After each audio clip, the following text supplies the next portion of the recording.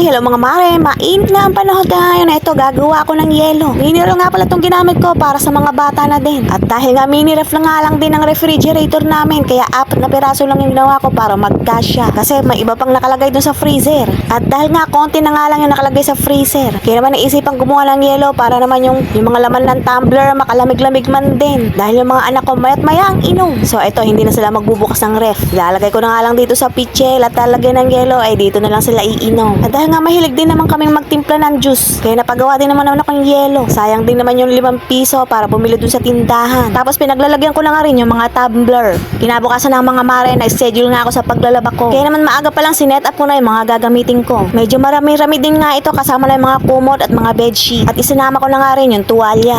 Pagkatapos ngayon, pinaikot ko na nga itong washing machine. Sobrang laking tulong nga pala sa akin ng hose na to. Dahil hindi na ako nahihirapan sa pag-iigib, magsalin lang ng tubig dito sa washing machine. Medyo mga ikahabaan nga din itong mga mare, nasa 3 meters na nga ito.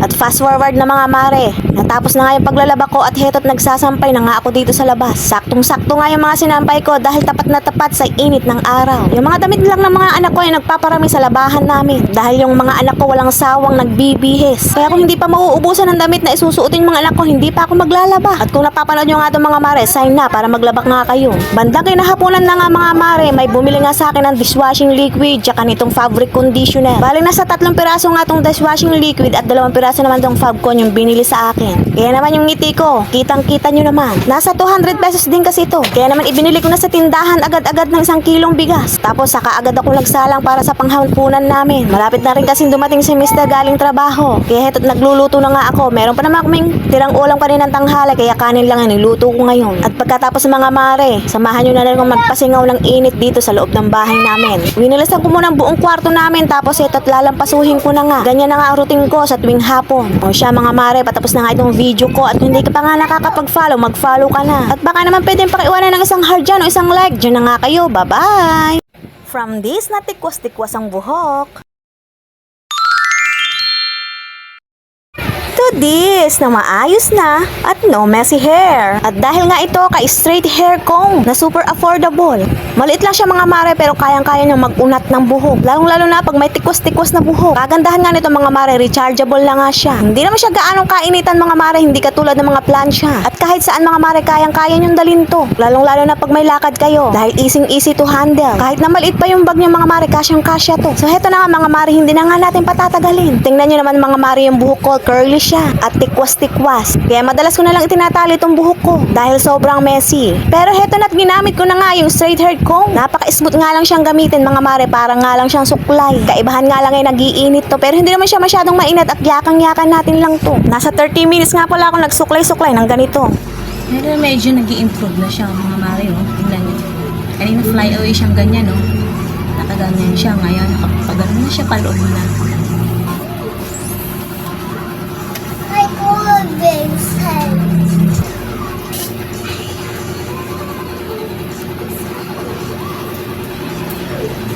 Is ganda. Pero worth it siya mga mare. Pag may lakad kayo at nakikita niyong messy hair kayo, sakto-sakto to. Charan! Ito na ang resulta mga mare. May pinagkaiba ba? Siyempre meron dahil nga kanina tikwas-tikwas siya at fly away. Ngayon, eto na. Medyo umulat naman siya ng bahagya. Kabilaan siya mga mare. Tapos yung sa likod din, slightly na umunat na konti. O diba, nakakaganda yarn? O pak, irampa mo. Kahit saan nga kayo magpunta, kayang-kaya nyong bitbitin to. O siya mga mare, kung bet nyo, ilalagay ko na nga lang sa comment section yung link kung saan mabibili at bahala na kayo mag-check out. Kaya ano pang hinihintay nyo? Go! Hi! Hello mga mare, another day, another mini vlog. Nauumay na ba kayo sa mga content ko? Huwag kayong mag-alala, ako din, umay na. No choice tayo mga mare dahil tayo taong may bahay lang at housewife. Kaya yung mga content ko ay paulit-ulit na lang. Dito lang naman ako umiikot sa loob ng bahay namin at minsan lang makalabas. Kaya sana mga mare kahit paulit-ulit na yung mga video ko ay sana din ay manood pa rin kayo para magka-earnings pa rin kahit papaano kumita pa rin tayo. Hiyaan nyo, pag lumakalaki yung earnings ko, makakabawi rin ako sa inyo. Basta't wag lang kayo magsasawang manood, mag-react at mag-share sa mga posts ko. Bueno mga mare, heto na naman tayo sa loob ng bahay, gumagawa. Alangan naman ako sa bahay nyo gumawa, syempre uunahin ko yung bahay ko. Nakapagsalang na nga ako ng ulam namin para sa tanghalian. Kaya naman pinaghuhugasan ko na itong pinaggamitan ko. At nilinis na nga rin ng bahagya. At para sa tanghalian nga namin mga mare, nagpaksiw nga lang ako ng galunggong. Binili ko nga pala kayang kahapon nung dumating yung suki namin sa isda. Tapos ito medyo naboring ako. Lahat ng mga garapon na walang laman. Ito pinaghuhugasan ko na. Masakit kasi sa mata. Wala na nga laman. Nandun pang nakahamba lang sa taas.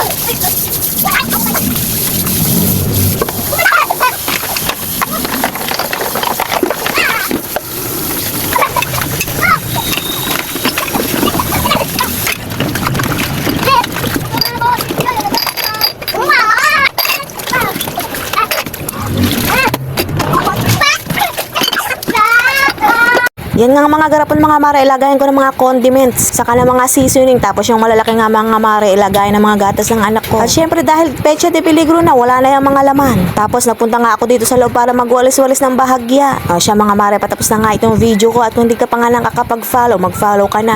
Diyan na nga kayo, bye-bye!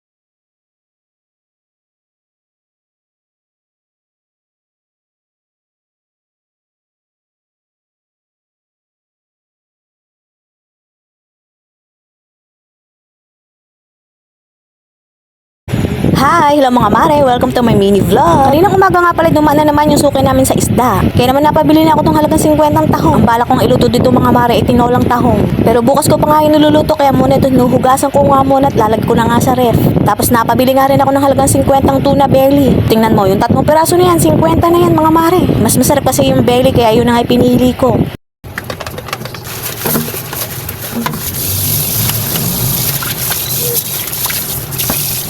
Nung mahugasan ko na nga yung tuna belly mga mare, binabad ko nga muna dito sa mga sangkap. Para bukas nga ipipirito na lang. Yan ngang dalawang yan ang pagsasabayin kong ulamin bukas. Isang may sabaw at isang pinirito para maghapon na naming ulam yan. Sa panahon ngayon, lahat ng bagay dapat tipirin dahil hindi pinupulot ng basta-basta yung pera. Ito ay pinaghihirapan kaya dapat pahalagahan. Pagkatapos nga mga mare, bored na nga ako kaya ito pinaghihugasan ko na yung mga garapon na walang laman. Ito yung mga garapon na lalagyanan ko pagka may mga stock ako ng ulam at galing sa palengke. Dito ko nga inilalagay yung mga karinang baboy at karinang manok. Sa isang Tupperware nga ngayon mga mare, isang lutuang ulam ang nilalagay ko dyan. Kailangan hati-hatiin yung mga ulam na dapat iluto para malaman natin kung kailan mauubos. O nakakuha na naman kayo ng tips sa akin. Yung tipid-tipid budget ulam hacks.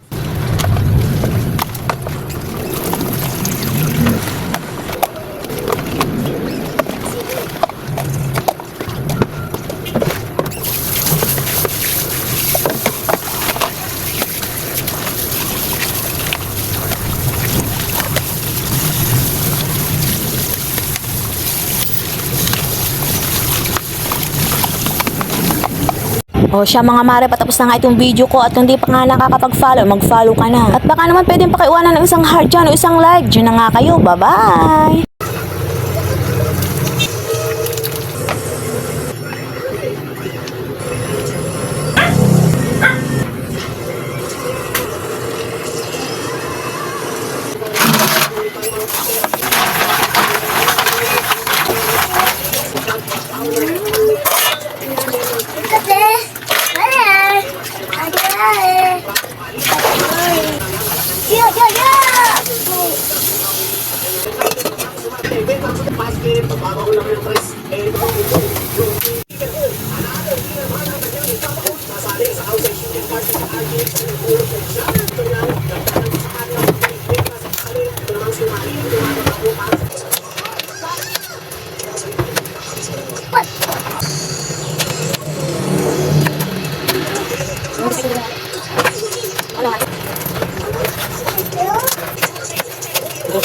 Mas